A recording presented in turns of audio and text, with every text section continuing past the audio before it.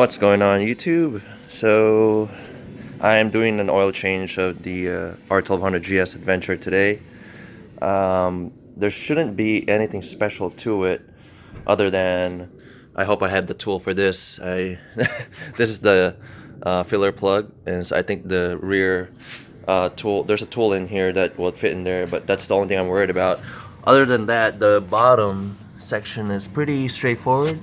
I had to drop this bash plate, and the drain plug is in the bottom, which is nice, so it just drips straight down. And the oil filter, I can show you guys, is on this side, so you got to make sure to cover this area with something before you drain it, because it's gonna pour all over your exhaust and it's gonna stain it. So I'm gonna put a foil in here and to block the stuff. So I think I have to start the bike, warm it up, and then ride it around, I think, and then come back here, wait a couple minutes, and then start draining the oil. Okay, I'll be back in a second. Alright, so we're warming up the bike right now. Haven't given this bike much attention lately, and I feel bad about it. So I'm currently sitting at 9,000 miles, and I haven't done the recall actually. So there's going to be a recall on the forks and a recall somewhere with the reflector, the rear reflector. They say when you put the bags on, you can't see this reflector anymore, so they're going to add something. I don't know, not really a big deal to me. My main concern is the fork here, that they said that they might separate, but it hasn't happened. So just warm it up, get it to running temperature, and then we'll shut it off and then start the oil change. Alright, so the bike has cooled down somewhat, and we're about to remove this bash plate here. So it's a T30 all around, so just remove those screws, and then this plate will just come down and we'll get to the drain plug. Alright, so let's go ahead and remove all these screws. Torx screws.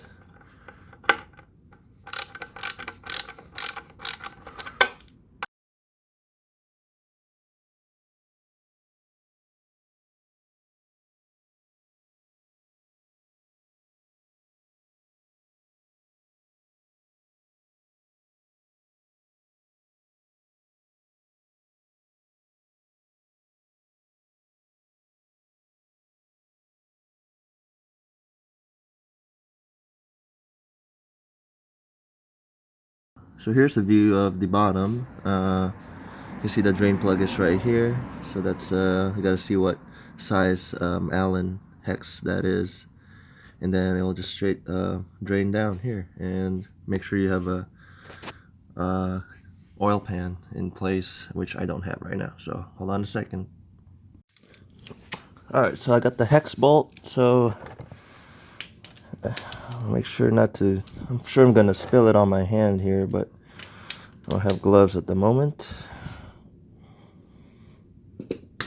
There you go, broken free. Hopefully it doesn't splash too bad. I gotta catch it a little earlier here. So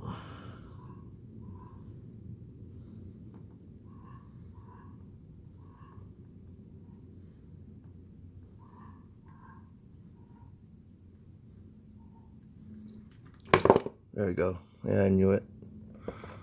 Oh, not too bad. Alright. Let me grab some towels, clean this up. Get my oil drain bolt plug to the side here. So the oil drain plug, I think, is magnetic. I don't see a lot of metal shavings. I don't know if you guys can see that.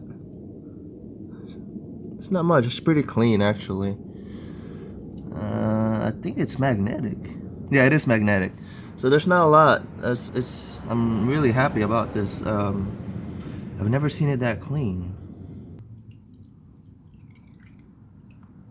Oh yeah, okay. So I found the crush washer. It is in here. Yeah, so I thought I lost it, so I was afraid there wasn't a crush washer in here to begin with. So well, now my hands are all dirty. So we're in the left side of the bike now. As you can see, the oil filter is on this side and it's not blocked by, and it's blocked by all these things here. So I don't want to spill oil all over this components here, so I'm gonna be putting a foil as best I can to cover this thing, and once I pull this out, I'm sure there's gonna be oil coming down. So we'll give this a shot and see what happens. Alright, so I'm in the process of removing the oil filter now. As you can see here, slowly. It's gonna start leaking oil, so hopefully I don't have to clean up that much. There we go. The oil is leaking. So and let it leak for a little bit so we don't have to clean up all that much. So there you go. That's the purpose of that foil. So hopefully it doesn't go anywhere else.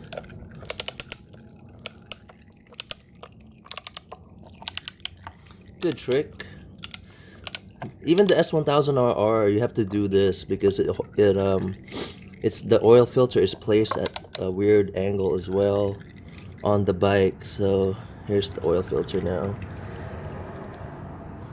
and there you go. So let me just drop this carefully. Hopefully I don't splash oil everywhere.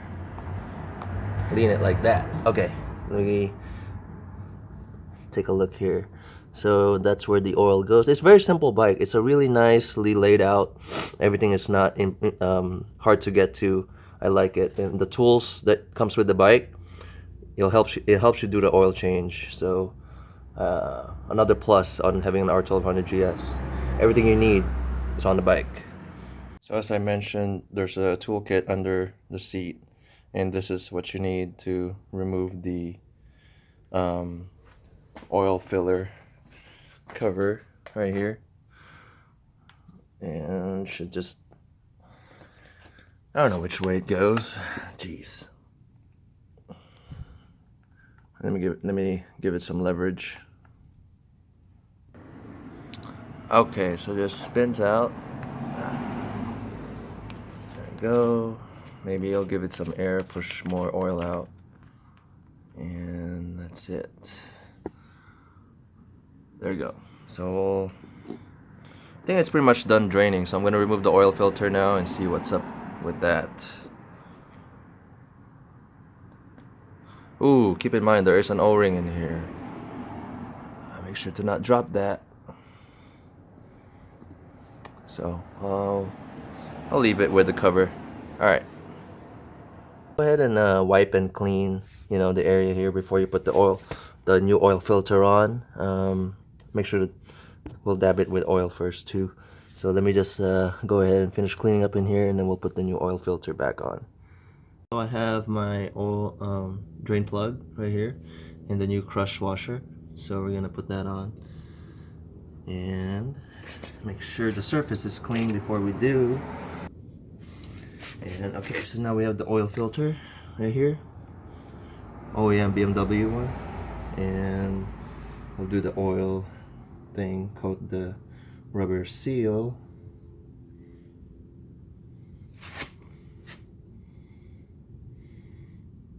There we go. Now I'll put it on, make sure that's clean too. So we're checking the torque of the drain bolt. It's 24, 8 foot-pounds for the oil filter and 24 for the drain bolt. So this is 24. So we're done. Now that's left is to fill it up with oil. So the oil that I picked is straight from the dealership, which is kind of weird. So I recall they use Mobil 1, but they have this I've never seen before brand. Maybe someone has, but whatever. I mean, in the next 3,000 miles, I'm going to be, 9, 10, 11, 12. Yeah, in the next 3,000 miles, I'm going to be changing the oil again anyway. So I'll, I'm not too worried about it. So as long as I fill it up properly, I don't know. This came straight from the dealership, so